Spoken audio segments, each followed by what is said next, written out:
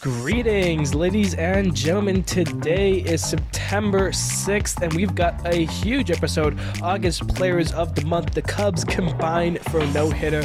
Chapman's extended, plus more. Let's do it. Hello, everybody. My name is Steven. This is the middle of the order. How are we doing today? It is Friday, the end of the first week of September. But still plenty of baseball to have realistically. Still 4 weekends to go, 3 weeks of baseball here. About 21, 22-ish games left on the slate for some teams here.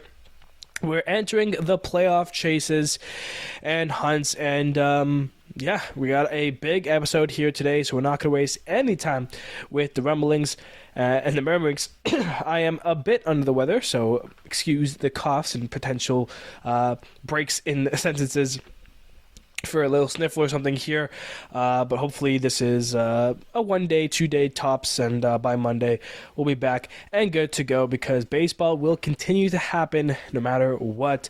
So with that all being said here, it is the second episode of September, which means we're going through our August Players of the Month. We're going to get going on that first, and as usual, we're going to start with the AL. So to kick things off, we've got my AL picks for the month of August. For catcher, we're going to Kansas City, Salvador Perez. The guy's been doing it for pretty much since I started watching baseball. Love Salvi Perez here. A 274 average, 6 home runs, 21 RBIs, and an 864 OPS. Nothing to have your eyes popping out of your head, but still a rather good month for a team right now who needs to kick it into another gear after their 7-game losing streak. Over on first baseman, Vladimir Guerrero Jr. has been on another level since the summer, really, June, July. He started taking off, and he has been one of the game's best hitters this year. Second in MLB in hits, only behind Bobby Witt Jr. A 375 average for him this month, 6 home runs, 17 RBIs, and a 1.127 OPS. That's how good Vlad's been. He's been 1 dot in months here. Did so in July as well. Jose Altuve, kind of the darker spot here. Out of all the positions, couldn't find really any second baseman in the AL, but it seems like that's what it's been like for most of the year. 255 average for Altuve, 4 home runs, 10 RBIs, and a 732 OPS. On the other side of the field from him, the third baseman, is his teammate Alex Bregman, who is playing in what could potentially be his last month with the Astros, of course, not including playoffs here, as he is a free agent after this season. A 303 average, 7 home runs, 10 RBIs, and a 947 OPS for him. He's looking to get paid. Over at the shortstop, of course, there's a really good shortstop named Bobby Witt Jr. Not sure if you've heard of him, but he was the best player in all of baseball last month, and he's still one of the best in this month. 310 average, 10 home runs, 20 RBIs, a 1.353 OPS. I saw an article on MLB.com that I was going to read. Didn't get around to it yet, but headline basically saying that Bobby Witt might have the best season ever for a number 2 MVP. Of course, what Judge is doing is on another level. And speaking of Aaron Judge, he's going to lead off our 3 outfielder spots here. A 389 average from him, 12 home runs, 24 RBIs, and a 1.051 OPS. I know Yankees fans aren't too happy with Judge this week. Since his Paw Patrol episode, he has been not the best hitter, so maybe Paw Patrol sucked up some of his baseball juice.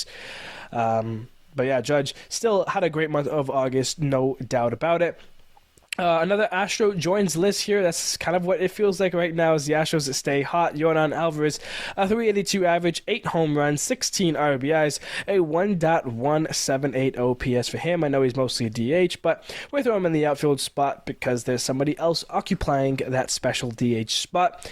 And then the last outfielder here, Jarren Duran from the Red Sox, your All-Star Game MVP, 299 average, 7 home runs, 15 RBIs, and a 966 OPS. Starting pitcher, always very difficult to pick. But how about the Blue Jays? Bowden Francis, what a month he had. What a couple of starts back to back. 4-1 in the month of August, a 1.05 ERA, 34 and a third innings pitched, and 39 strikeouts. Kind of a name that, if you're not familiar with the Blue Jays, if you're not familiar with the game of baseball as a whole, to the casual fan, you don't know this name. He had a great month of August, has had a great stretch of starts here, and he's looking to continue that into the end of the season, so he could potentially make the rotation next season. He's been phenomenal. The rookie, I only just want to point this out because I know there's going to be a rookie that is most definitely better. But this rookie spot, I usually do just position players to make it easier on myself. So no pitchers here for the rookie. Or at least that's what I did this month. John Kesky Noel. I still don't know how to pronounce his first name. I will learn it. I apologize. But the Guardians outfielder has had a great month here. 262 average, 7 home runs, 14 RBIs, and a 975 OPS for him. The Guardians need every inch of every at-bat from all of their players. Kyle Mendoza, who just came up a couple weeks ago, a week now, I guess. They need as much offense as they can muster up, trying to hold on to that division lead that they've seemingly had a grasp on for a long time now. Lastly, here for the AL, the special/DH, we're going more the special route because of how good Bobby Witt Jr. is. Other shortstops might not get some love that they deserve. And Corey Seager had a phenomenal month of August, a 282 average for him, 11 home runs. Second behind Judge for the month with 12. A 24 RBIs for him and a 974 OPS for great stuff from Corey Seager. And that wraps up the AL side of things here. So we will now take a look into our NL side. So on to that NL side of things. Inside here, William Contreras from your Brew Crew. 295 average, 9 home runs, 23 RBIs. And a 1.046 OPS, another great month for Contreras. Potentially one of the best catchers in the NL this season. The way he's been playing up to potential and form here. Matt Olson is your first baseman for the month. We have not really said his name a whole lot compared to last season. But he had a great month of August here. 264 average, 8 home runs, 27 RBIs, and a 912 OPS for him. Good stuff all around, and it would not be a player of the month without some Rockies player sneaking their way onto the list, and this time it's Brendan Rodgers, a 330 average, 6 home runs, 16 RBIs, and a 937 OPS. It seems like every player of the month, a Rockies player, has to show their face. Rodgers this month, Brenton Doyle, of course, one of the best players of the month in July. I think in June it was Ezekiel Tovar, and I think Ryan McMahon was somewhere in that mix as well. Always a Rockies somewhere in there. Maybe even Michael Tolia for Rookie of the Month. But yeah, Brendan Rodgers is your second baseman. For third baseman, how about Jake Berger? We thought the Marlins were going to move him. They don't, and he had a great month with Miami. A 282 average, 10 home runs, 17 RBIs, and a 974 OPS for him. Shortstop, Willy Adames from your Brew Crew. He has been on a little bit of a streak here recently. I think it ended a couple days ago, but he had 5 home runs in back-to-back games straight. So a little bit of a streak for him. But in the month of August, 288 average, 10 home runs for him, 24 RBIs, a 979 OPS. I mean, I know I haven't really... I don't know William Adames' numbers on the year so far, but I feel like this is probably one of his best seasons of his career he's having, and he is also a free agent at the end of the season, so keep your eyes on Adames here as we look for the outfielders in the NL, and it is so good to finally say this name. Corbin Carroll is a player of the month. Corbin Carroll is back. Had a 4-month, really, sophomore slump to his season, but he had a very hot August, and he's been playing really hot as of late. A 280 average for him, 11 home runs, 24 RBIs, and a 1.042 OPS. That is so good to see for, if you're a Diamondbacks fan, if you're Arizona, That Corbin Carroll is kind of back to what we thought he was going to be at the beginning of the season, and kind of what he was last season as the Rookie of the Year winner there. So good stuff from Carroll. Joining him is a rookie, Jackson Chourio. He is not the Rookie of the Month. There's someone who did play a lot better, but I want to throw Chourio on the list here because he had a great month. A 321 average, 5 home runs, 19 RBIs, and a 926 OPS. Not the best NL outfielder Rookie of the Month, but definitely one of the top 3 outfielders in the NL side of things. So Chourio getting some love there. And then rounding off the list will be Ian Happ, who had a 263 average, 6 home runs, 14 RBIs, and an 889 OPS for the Cubs as they try to find some late magic here, try to sneak past one of those NL East teams blocking the way to the postseason for them. Starting pitcher, again, always difficult to pick just one, but through sifting the numbers, I've landed upon Zach Wheeler with your Phillies. A 3-1 record, a 1.62 ERA in 39 innings pitched. He struck out 44 batters. Absolutely stunning stuff from the Phillies ace. The Rookie of the Month for the NL side, probably one of the best outfielders after Corbin Carroll this month, Jackson Merrill. You cannot get a better rookie right now. He is clutch. He's hitting the home runs to help his team win late games and change the tides late. He had a 303 average with 7 home runs, 23 RBIs. That's what you want from someone as clutch as he's been. A 969 OPS. Absolute flowers from Jackson Merrill. And of course, the moving on, special /DH, the last one here. Normally, it's a battle between Ohtani and Ozuna for DH because both of them are having phenomenal seasons. But I went a little bit more special because although William Contreras had the best month as a catcher, Tyler Stevenson was right there behind him, and you could make the case that he was better. Off of average alone, 330.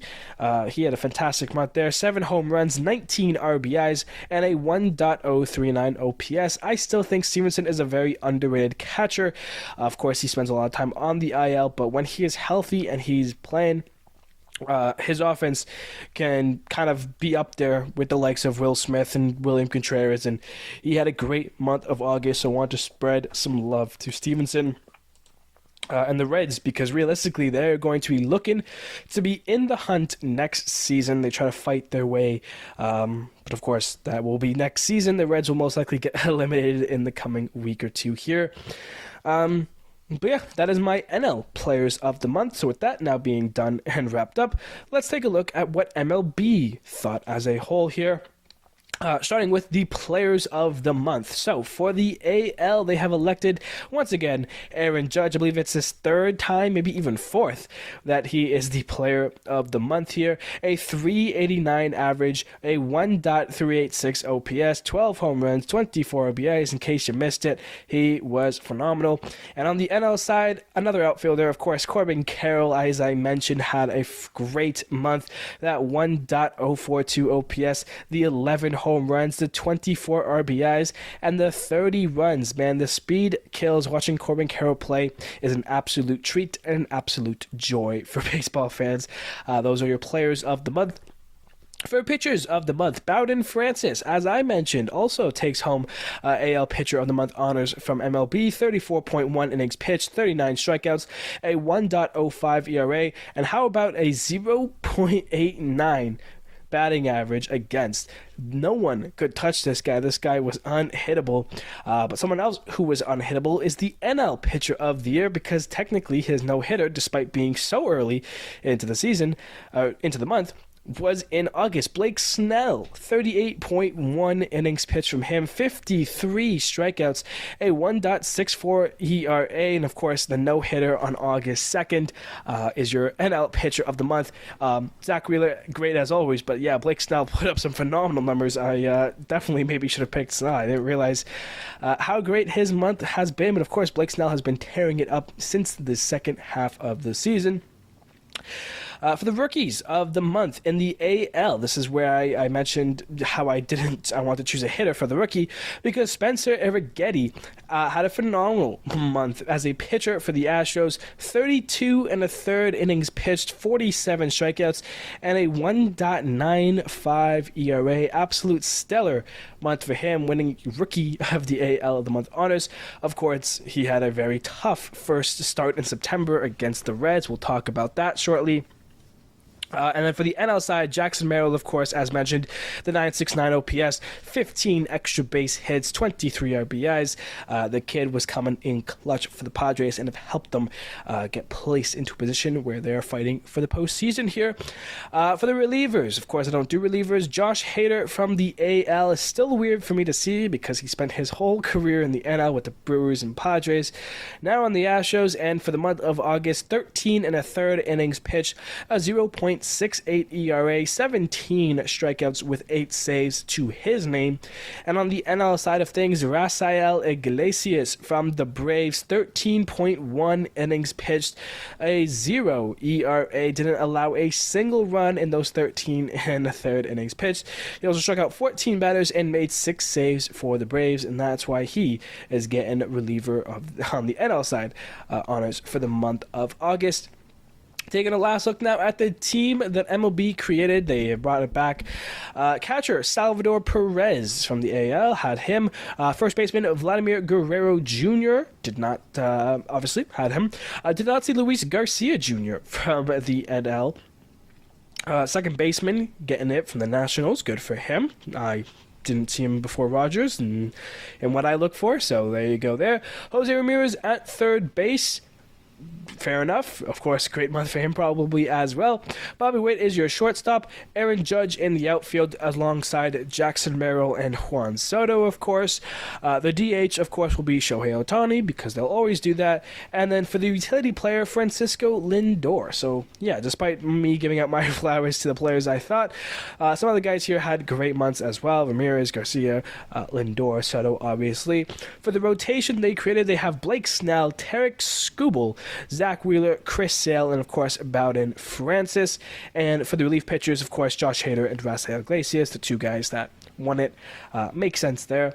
And yeah, that is the MLB Players of the Month for August, and that wraps up all of the Players of the Month for August here. Congratulations to everybody on great months, and hopefully they can have one more great month here as we round up September.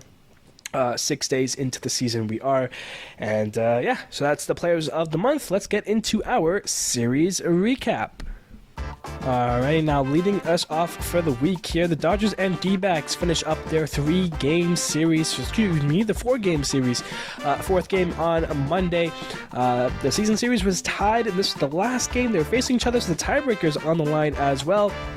Dodgers come out scoring early, and they score a lot. 11-6 Dodgers, your flittle. They get the tiebreaker over the D-backs and take 3 of 4 against them to win the season series. It's a big one for the Dodgers.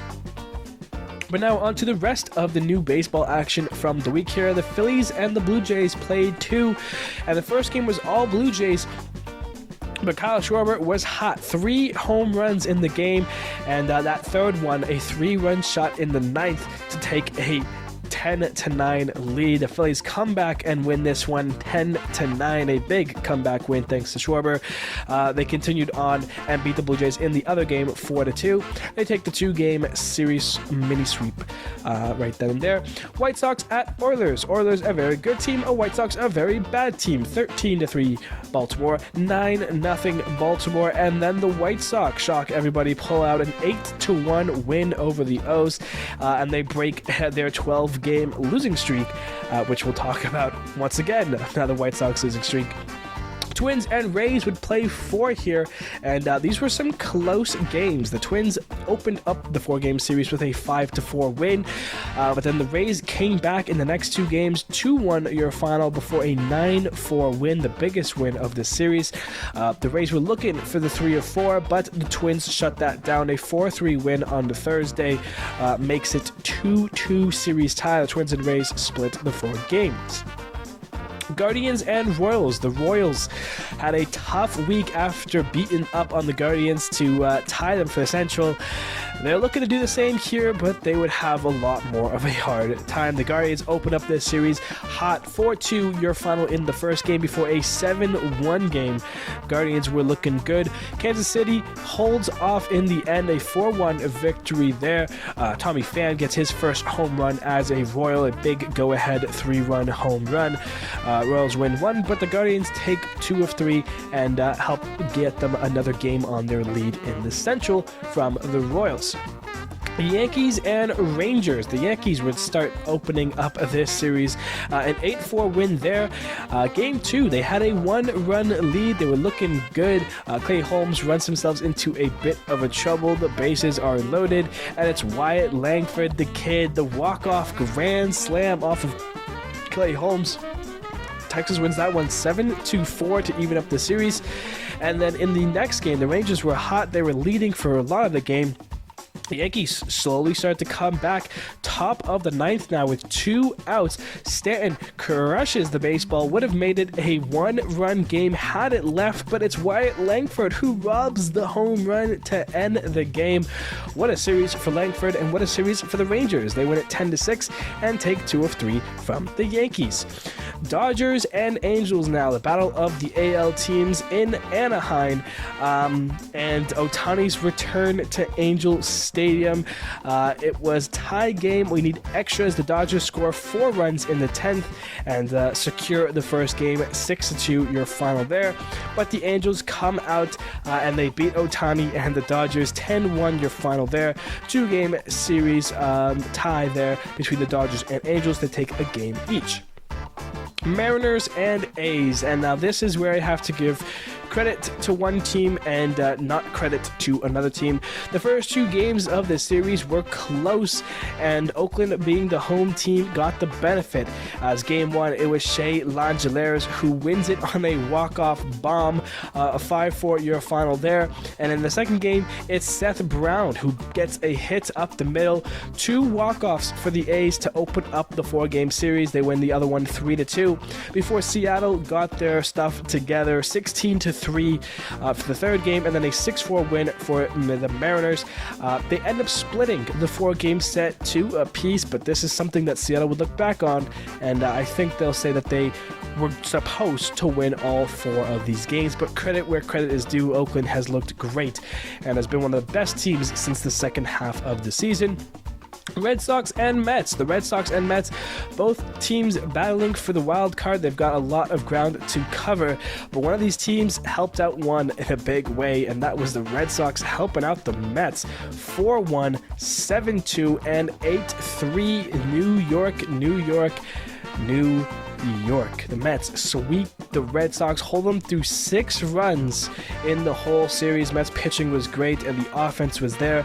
That helps close the gap on the Braves in a big way.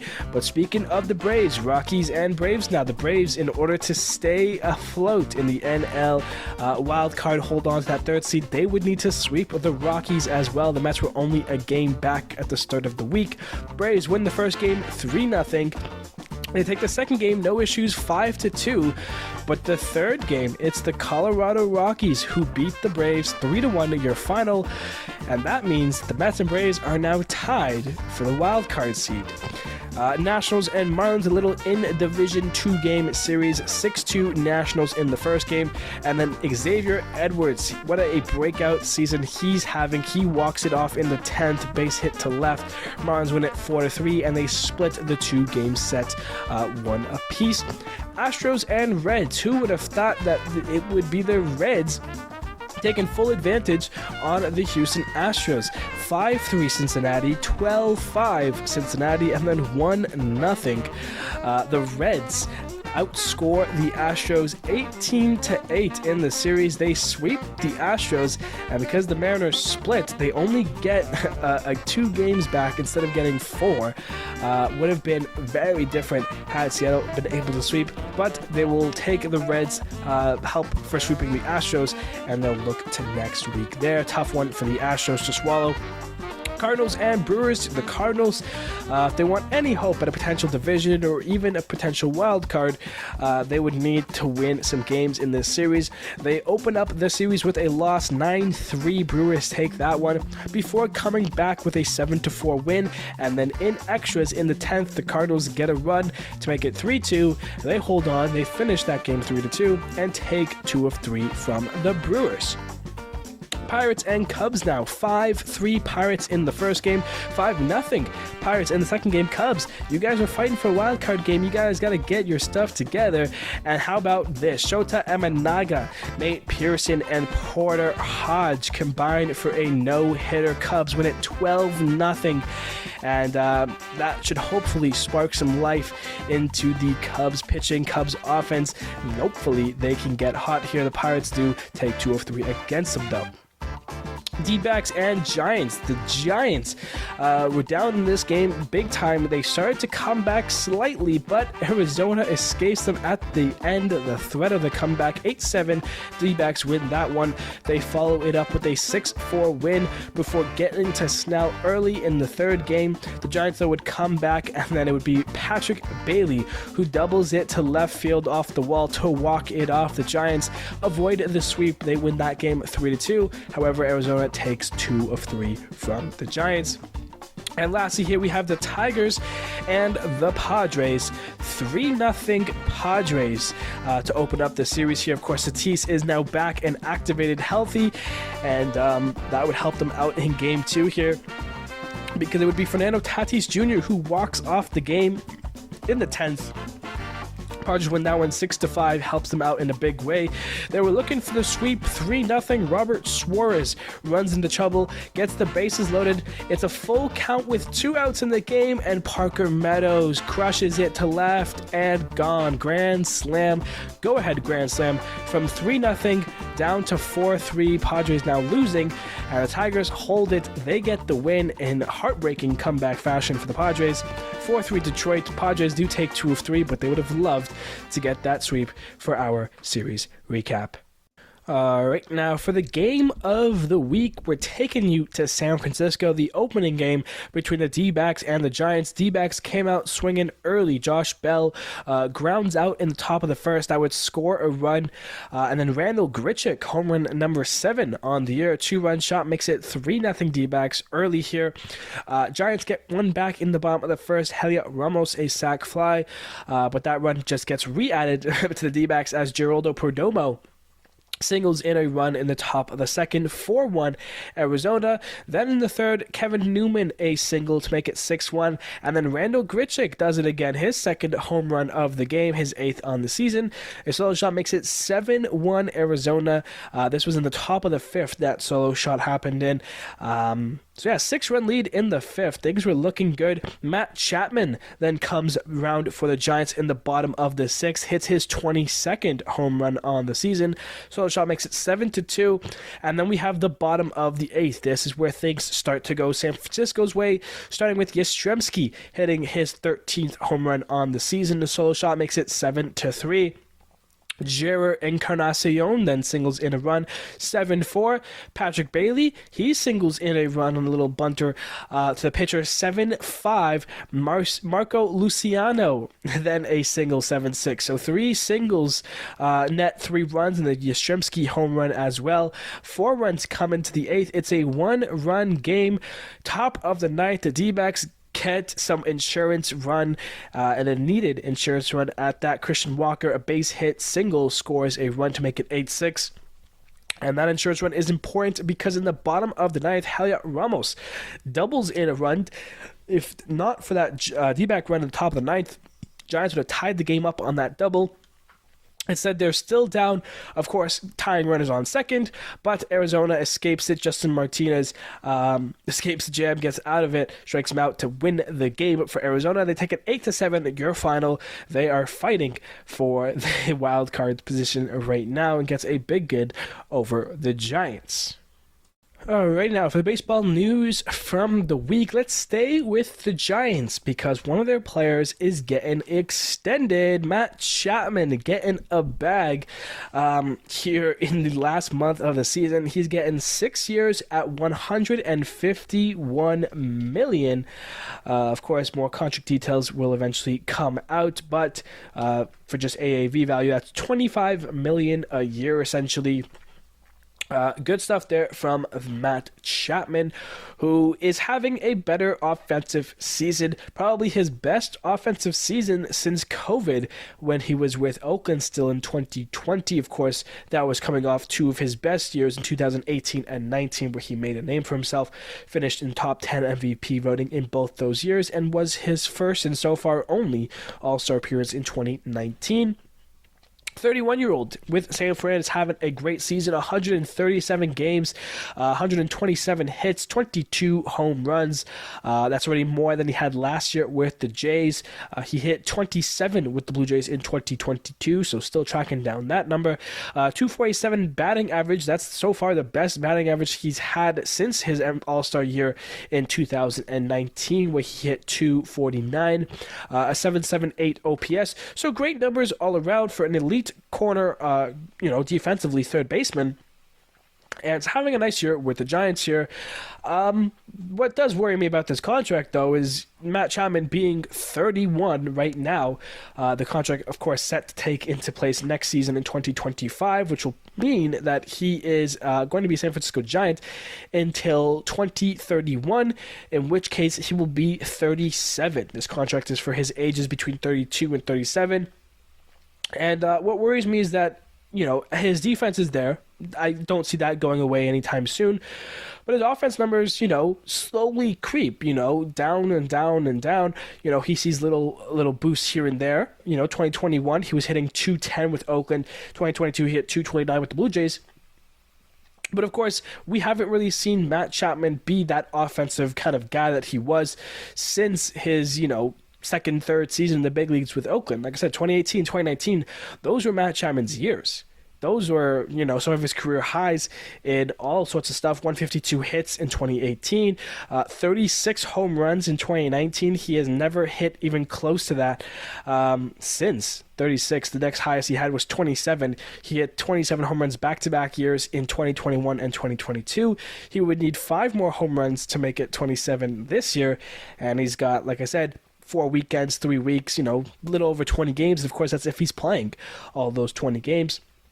I think the contract is good for Matt Chapman. I think you kind of proved yourself to be one of the third basemen that deserves to be paid handsomely. But for the Giants, long term, these next 2-3 seasons, I think would be good. But when Matt Chapman's value starts to decrease, when he's getting up there in the age, he's going to have a harder time making offense, but it's also going to affect his defense. And when that also goes, then you have to start worrying about how well this contract will hold up over time. But for now, it's a move that they made, and kudos to the Giants for actually making a move and doing something here. So good stuff all year for the Giants, I guess, overall. But we'll see how the contract lasts when we come talking about it years from now. The Rockies and the Marlins find similar fates to the White Sox. They are the next two teams that have been chopped from the MLB postseason. Mathematically, the Rockies and Marlins could win all the games they have for the rest of the season and still miss the postseason. Of course, they would also need a team like the Braves and Mets to lose all of their games, and we know that's not going to happen. So yes, Rockies and Marlins mathematically can no longer make the playoffs. The Rockies, showed upside again. They're slowly starting to kind of form a core here. So, not too much to be upset about if you're Colorado. Of course, you still got to wait on things like Charlie Blackmon. What's his future like? Can you guys get some pitchers that will, be aces for the Rockies? But, Brenton Doyle stepped up huge way. Ryan McMahon, another good season. Ezekiel Tovar continues a great season here.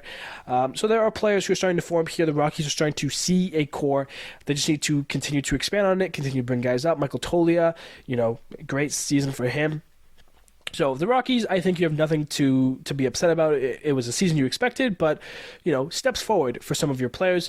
For the Marlins, step back, big time step back. You guys were a playoff team last year, and now you are the third team eliminated from playoff contention. That is a big yikes. You traded away guys like Jazz Chisholm, Tanner Scott for your bullpen. It was a brutal year for the Marlins. And of course, not entirely their fault. We knew going into it they would be losing their ace, Sandy Alcantara. One pitcher does not make the difference, though. It was guys playing down to, detrimental potential. Josh Bell had a really rough season with the Marlins until getting traded to the Diamondbacks, where he's been a lot better. Tim Anderson, they try to take a risk on him and try to hopefully get his bat fixed up to being the batting title that it once was. He was also just really awful again this year. Injuries galore, guys like Yuri Perez. Like, it wasn't just Sandy Alcantara. The Marlins have been injured brutally. But I think even with all those injuries, with the team that they had, they should have been a little bit better in my mind. And it is a tough season. It's one that you guys have to go back into the room on the offseason and be like, okay, what are we doing here? Because, there are some young guys who have made steps forward. Xavier Edwards had a phenomenal year. He might be one of the best Marlins this year. Jake Berger, of course, player of the month in August for third baseman, according to me.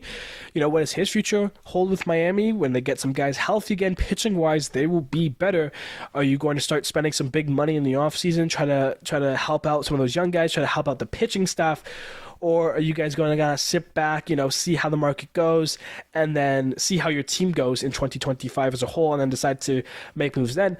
It's tough for the Marlins. They're in a tricky situation. Obviously, they're always a tricky situation when you go from playoff to not playoffs, and realistically, not too much changed. Their team kind of stayed the same at the beginning of the season.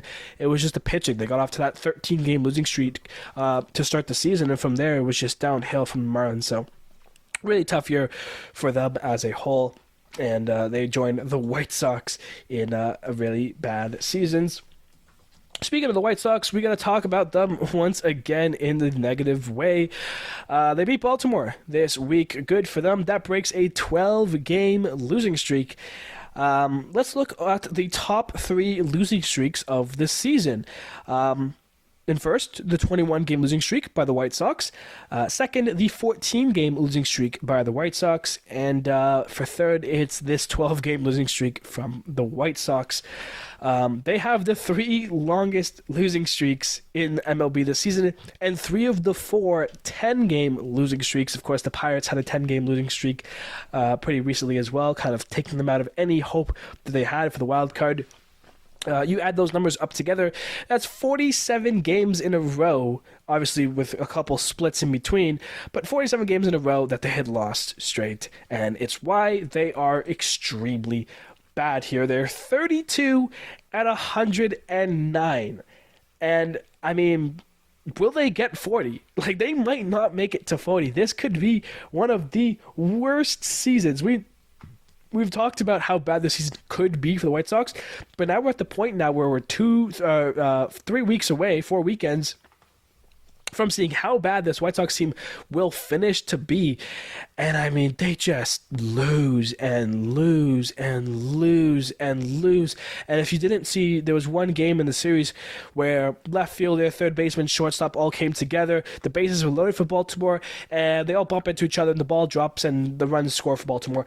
It's been just a horrendous season. Luis Robert Jr. had to leave, I think, the most recent game, the game that they won. So even when they're winning, they're still losing. It's just been that kind of season for the White Sox. So if you know a White Sox fan, just send them a text this morning. Just be like, hey, I'm thinking about you. It gets better. But I don't know if it does. We talked about this team 2-3 years ago. They had a core. They had a great team. Where are they now? Tim Anderson, gone. Yohan Moncada, gone. Dylan Cease, gone. Like, the pitching was there. Everything was there. Liam Hendricks on the back end. Like, they had a phenomenal team, and everyone just fell apart and collapsed together, and now there is no team, and it is generally really sad to see from the White Sox perspective. They're going to lose 120 games and not win 40. Like, it's going to be really bad here. If I'm the White Sox, I'm just going to start shooting for 40. Like, you gotta give it your all here. Gotta get those 8 wins. Like, finish the season somewhat hot. Their negative run differential, 303. 303. For reference, the Rockies are the next worst with 215, nearly 100 runs worse. Like, we're talking about the White Sox who got eliminated in August. The Rockies and Marlins just got eliminated. They're 52 and 89, 52 and 88 for the Marlins, and the White Sox are 32 and 109. It's a 20-game difference. It's not even close. It is a 20-game difference between 29th and 30th in the league. For reference, the best team in baseball, let me see here, 84 and 56. That's the Dodgers and the Phillies. They're tied with 60% winning percentage, 84 and 56. The difference between them and 20 games would be 64 and 76. 64 and 76. That is, I'm trying to find, that's like the Pirates right now, 66 and 74.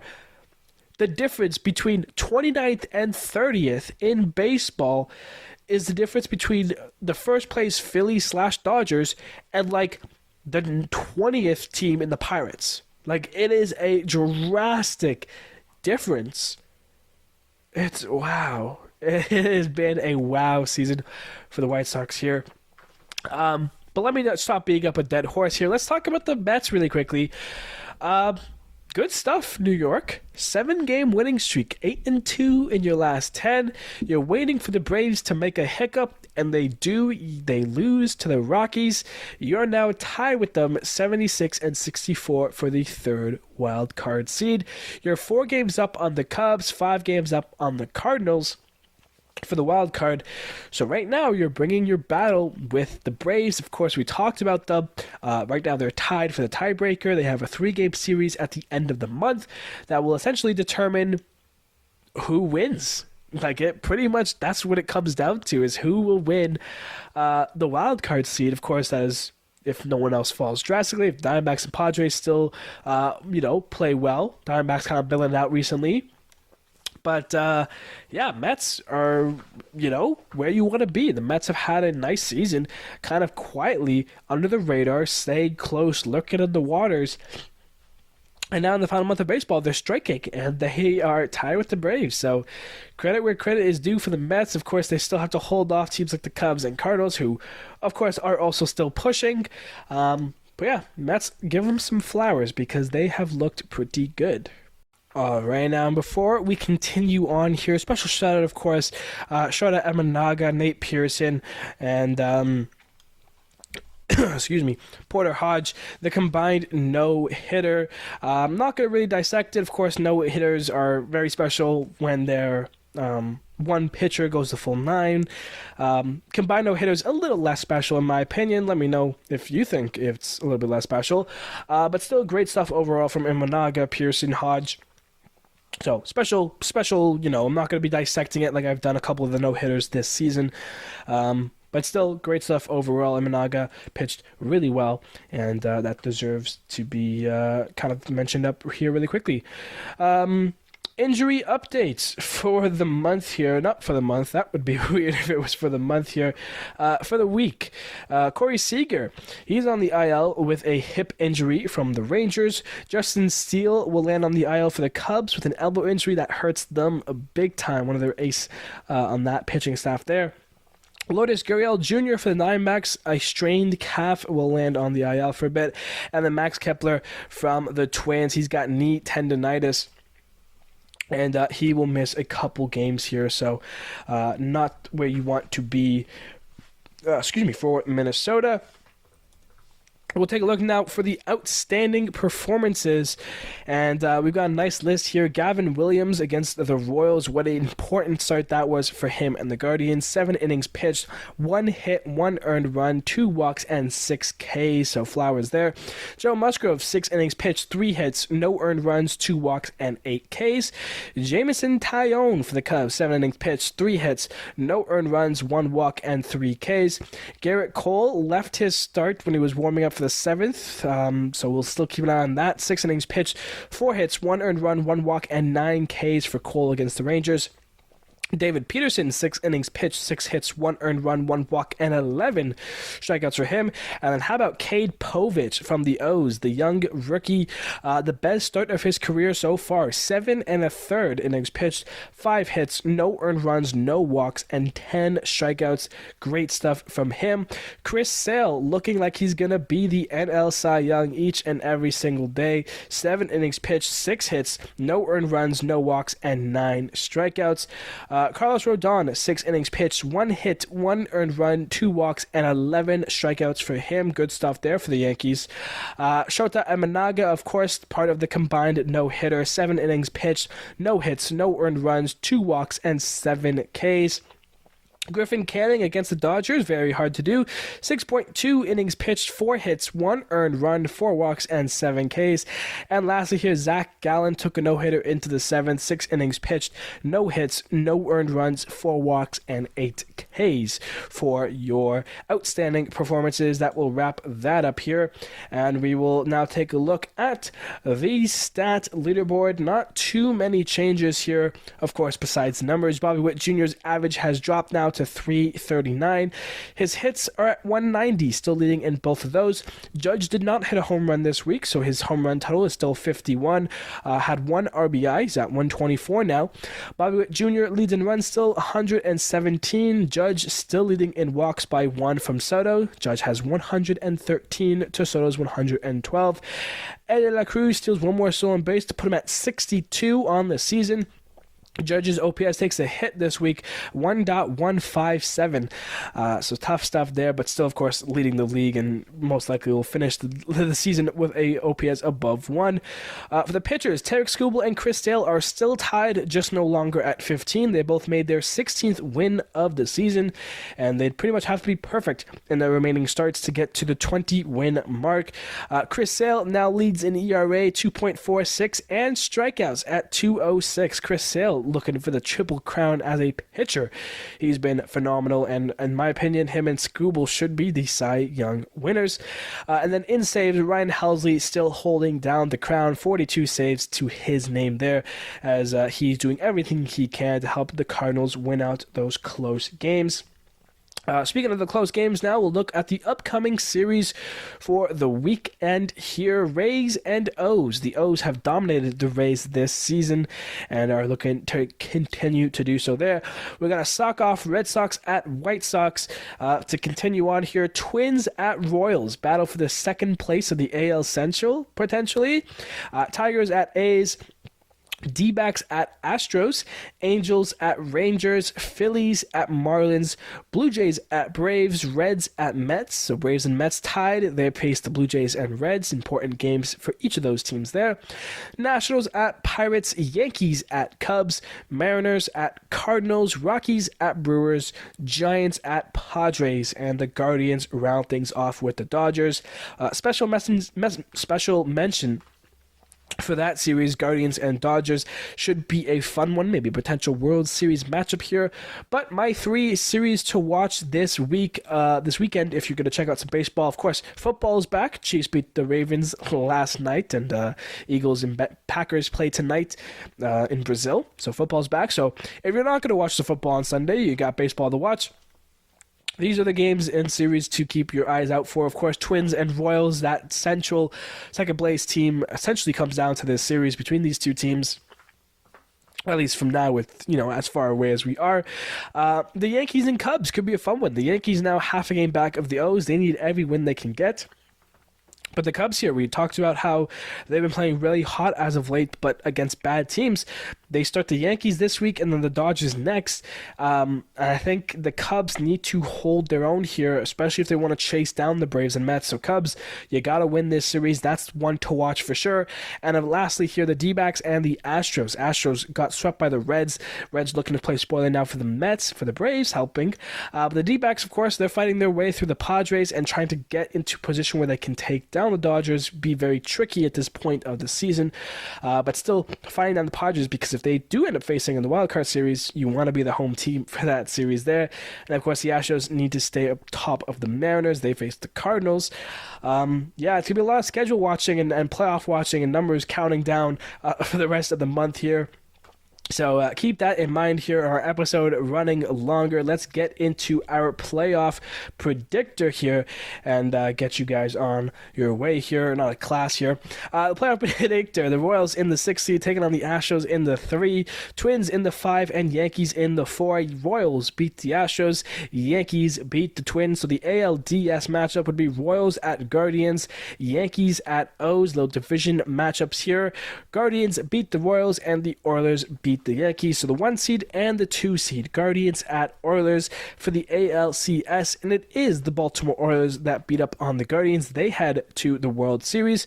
On the other side of things, I know we don't do the tiebreaker games anymore, but because there is no tiebreaker confirmed yet for the Mets and Braves, they play game 163, because why not? Bring you back into before COVID. Mets at Braves, the Mets win it, so the Mets are now the 3rd wild card seed there. A little fun mix there. So for the NL Wildcard Series, Mets at Brewers, D-backs at Padres. The Brewers beat the Mets, and the D-backs beat the Padres. So the NLDS matchup, Brewers at Phillies, D-backs at Dodgers, and the 1 and 2 seeds get knocked off, Brewers and D-backs. So our NLCS matchup between some wildcard teams, the D-backs at the Brewers, and it's the D-backs that upset the Brewers. The D-backs going for a magical World Series run. Once again, they have to beat Baltimore, but they cannot, and it's the Baltimore Orioles that are your 2024 World Series champions if the season ended today. Ladies and gentlemen, that is going to do it for us here today. Not going to hold you any longer, getting closer to the hour mark here. Of course, long episode because of the player of the month, a couple of things, and of course, I was sick as well, so yeah, I mean, this is what it comes down to. September baseball. It's fun. It's hot in the streets. I'm going to save my voice and save you guys from listening any further. Ladies and gentlemen, thank you, everybody, so much, and I will see you on Monday.